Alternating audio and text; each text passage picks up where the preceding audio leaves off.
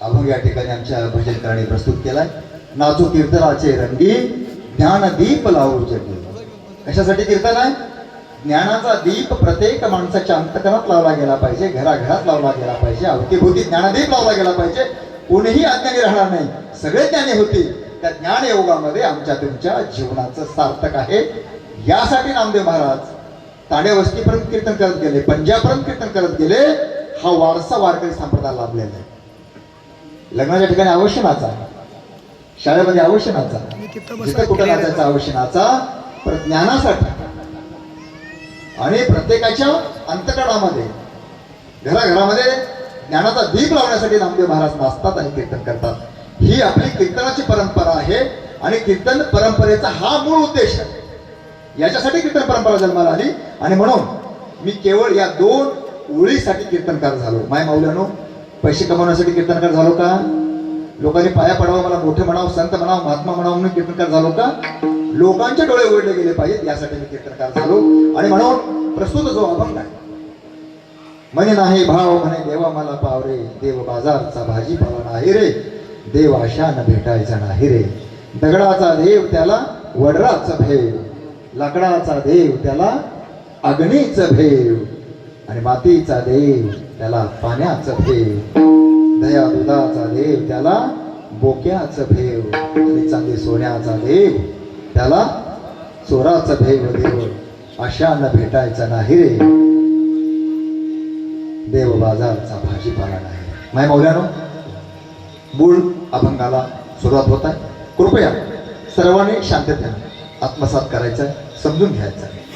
खूप चांगली माणसं आहेत, मुली पण आले, तरुण मुलं पण आहेत. मी छोट्या मुलांना आणि मुलींना एक प्रश्न विचारतो, माणसानं खरं बोलावे की बोलू नये? लवकर लवकर बोलत चल. या मुलाबद्दल टाळ्या वाजवा एक. ठीक आहे. मी आता वरिष्ठांना विचारतो, पाठीमागच्या मंडळीला, इकडली मंडळी, खरं बोलावं की बोलू नये? आवाज बारीक येतोय, भ्रष्टाचार लांबपर्यंत पोहोचलेला. इकडे माऊलींना, खरं बोलावं की बोलू नये? खरं बोलावं. सगळ्यांची मान्यता आहे की नाही सांगा? तुमची मान्यता असेल तर मी खरं बोलतो, नाहीतर खोटं खोटं बोलून प्रचंड पैसा कमवून विमानानं फिरू शकतो, अमेरिकेला जाऊ शकतो, लंडनला जाऊ शकतो, कुठेही जाऊ शकतो, काही खाऊ पिऊ शकतो आणि मौज मजा करू शकतो. पण यासाठी कीर्तन परंपरा नाही, वारकरी परंपरा नाही, यासाठी वीरशैव संप्रदाय नाही, यासाठी कुठलाही संप्रदाय नाही. सगळ्यांची परवानगी आहे का? जे वयस्कर आहेत, 60, 65, 70 वर्षाच्या माय माऊल्या, खरं बोलावं की बोलू नये? खरं. पण आता मला एक सांगा, आपल्याकडे एक म्हण आहे, खऱ्याची माय, खऱ्याची माय वनवासाला गेली. अरे बापरे, खूप अवघड आहे. खरं बोललं की सख्या बाईला सुद्धा खऱ्याची माय वनवासाला गेलेली आहे, आणि खरं बोललं की सख्या बाईला सुद्धा राग येतो. आता खरं बोलायचं की नाही हा प्रश्न. तुम्ही गोत्यात आला, मी गोत्यात आलो नाही. ते माझे गुरु आहेत, आदरणीय गणपतराव सुतार गुरुजी, उत्तम कीर्तनकार आहेत, प्रवचनकार आहेत, शिक्षक आहेत, सेवानिवृत्त झाले, व्यासपीठ प्रमुख म्हणून काम करतात, विचार प्रमुख म्हणून काम करतात, कीर्तन करतात, भजन पूजन करतात. हे माझे गुरु आहेत, त्यांच्या आशीर्वादानं मी कीर्तनकार झालो. हे माझे बापू बिरादार तगरखेडा, उत्तम भजनकरी आहेत, त्यांचा आशीर्वाद मला आहे, त्यांच्या कृपेनं मी कीर्तनकार झालो. गावात तारीख मिळत नसते हो, बाहेर तारीख मिळते. बाहेर माणूस मोठा होतो, गावात माणूस मोठा होत नाही. घरकी मुर्गी, घरकी मुर्गी डाळ.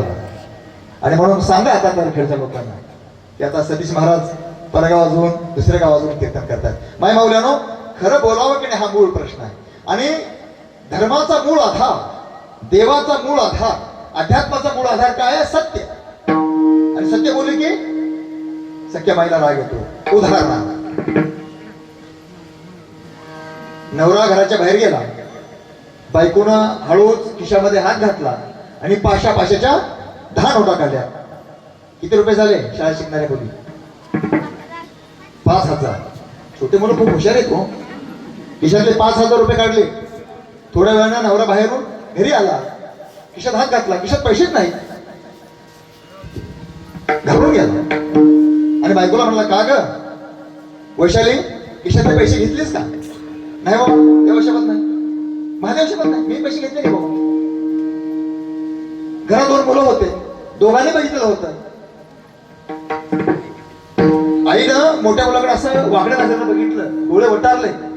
पोरगा जागेवर का? बापाला विचारलं मोठ्या पर्याला, का रे बंडू, तुझ्या आईनं पैसे घेतले का? आईचा धाक होता, आईचा ऐकणार होता, आईच्या आज्ञेचं पालन करणार होता. बंडू म्हणाला, नाही बाबा, आईने पैसे घेतले नाही. तुझं नाव काय? उज्ज्वल. छोट्या मुलाचं नाव उज्ज्वल होतं. बापाला विचारलं, का रे उज्ज्वल, तुझ्या आईने पैसे घेतले का? ते उज्ज्वल नावाचं पोरग कीर्तनाला जाणार, भजनला जाणार, जाऊन बसणार, पारायण करणार पोरग होतं. त्याला वाटलं आपण खोटं बोलायचं नाही. देव आपल्याला खोटं बोलण्याची परवानगी देत नाही, धर्म आपल्याला खोटं बोलण्याची परवानगी देत नाही, अध्यात्म आपल्याला खोटं बोलण्याची परवानगी देत नाही. उज्ज्वल म्हणाला, होय बाबा, आईने पैसे घेतले. बाप घराच्या बाहेर निघून गेल्यानंतर उज्ज्वलचं काय झालं असेल? लाता बुक्क्याने आईनं तुडवलं, हाणला, मार मारलं, कंबड्यात लाता घातल्या. उज्ज्वल रडायला लागला, आई मी तर खरं बोललो. ज्ञानेश्वर माऊली म्हणतात ना खरं बोलाव, तुकाराम महाराज म्हणतात ना खरं बोलाव. सत्य असत्याशी मन केले ग्वाही, मानी येले नाही बहुमता. जगद्गुरु तुकोबाराय काय म्हणतात? सत्य बोललं पाहिजे, जगाला कोणाला काय वाटावं. सत्य तोची धर्म आहे, सत्य तोची धर्म आहे. सत्य माय मौल्यानो, तुम्ही सगळे म्हणालात की सत्य बोललं पाहिजे. तुम्ही सगळे माझ्या बाजूने आहेत ना? असत्याच्या बाजूने नाहीत ना? धर्माच्या बाजूने आहेत ना?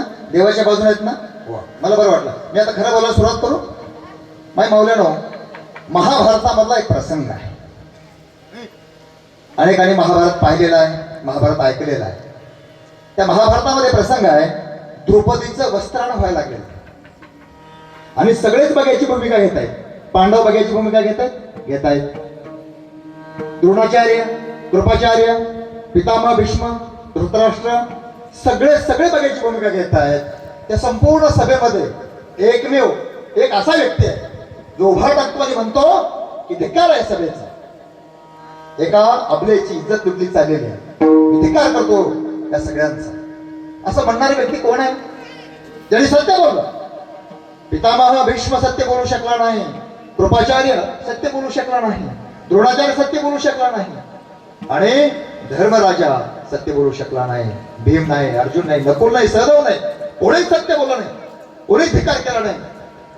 कौरवामधलाच एक कौरवाचा बांधव विकेट उभा टाकला आणि म्हणाला धिक्कार आहे या सभेचा. काय नाव होतं त्याचं? विकर्ण. कोण सांगाल का हो नंतर विकर्णाचं काय झालं ते? सभेत उडलं, नंतर काय झालं? पुढं विकर्णाचं काय झालं एकदा वाचा, अभ्यास करा. माय मौल्यानो, खऱ्याची माय वनवासाला जात असते, ती वनवासाला जाऊ नये म्हणून कीर्तन.